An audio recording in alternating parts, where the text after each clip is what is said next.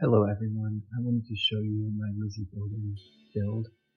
It's very historically accurate, as much as I could do as possible, for the house on 92 2nd Street in Fall River, Massachusetts. So if you don't know the Lizzie Borden story, it's a really good one. I'm going to tell you that story. This took place in 1892.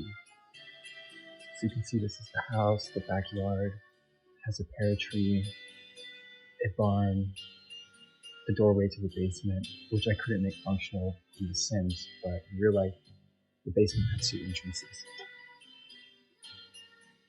So I'll show you the inside of the barn. This is where Lizzie Borden, one of the 2 daughters that lived in this house, had her pet pigeons, and this is the upstairs area where she ate pears and looked for fishing lures. And just put some storage up there. I'm not exactly sure what the barn looks like in real life, or did look like. Here we have the cellar. So this is the keep for some of the foods, the ones that didn't need refrigerated, be preserved. You got the sink area, the pail of bloody rags that was found. So over here, this house didn't have any real bathrooms in real life, at least back then.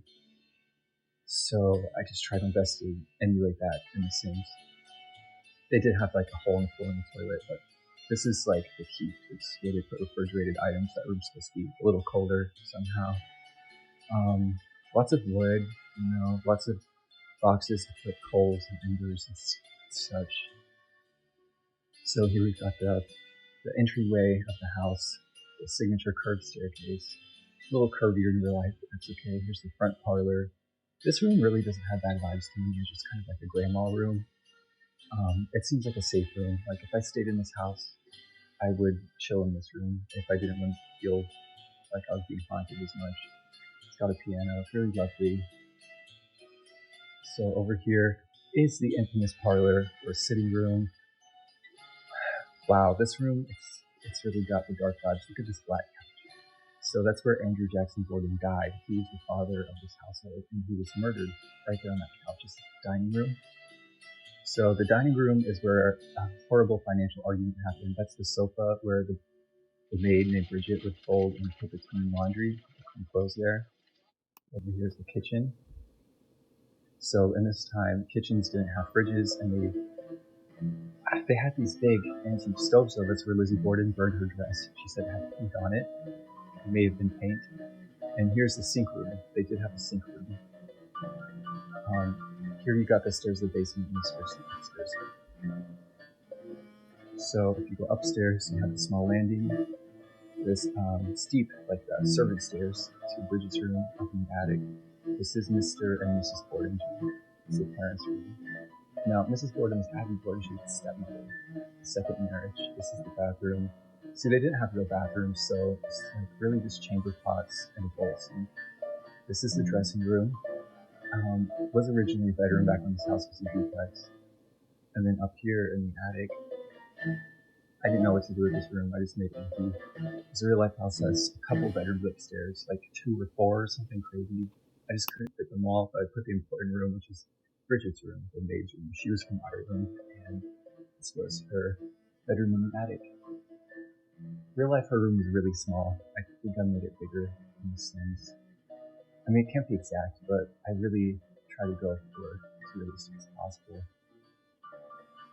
Oh yeah, so now I'm showing you the front stairs because the upstairs was separated, and you'll see why. I'll explain it soon. So this is the view from the landing where Alice and Bridget looked over there through the railing and under the bed. And what did they find? That the stepmother, Abby Borden, was right there on the floor dead.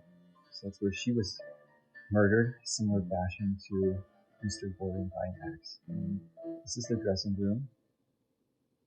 Houses back then didn't have too many closets. They kind of did, but they were really small. This is Lizzie Borden's room. She got a big bedroom because she was kind of spoiled. She's kind of a princess. She wanted nice luxury things. This is her sister, her older sister, Emma's room. They were both spinsters. They were in their 30s and 40s. Now that's a locked door, and that door is why you can't access the front and the back half of upstairs without going down and back up the stairs, because that door was always locked.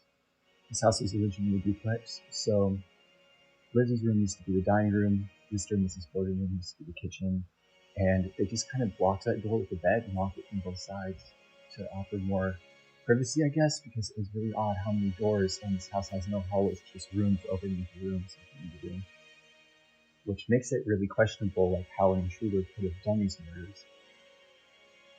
So this is the floor plan. So I'll tell you what we know about it is that the murders happened August 4th, 1892, and the day before they had a visitor, which is not common, but it was Andrew's first wife's brother, so it was Lizzie and his uncle who came to visit, and he was a butcher, and he didn't visit often. They had a financial dispute in the dining room. And then the next morning he said he left to visit someone, another relative. And then he said he came back at 12, and the murders happened at like 9 a.m., 2:30 a.m. So it's possible he came back before that and killed them, but it's also possible that Lizzie did it because she was at home at the time. Now, Emma was out visiting friends, and Bridget was ordered to wash the windows. And she was very sick, so she ended up taking a nap.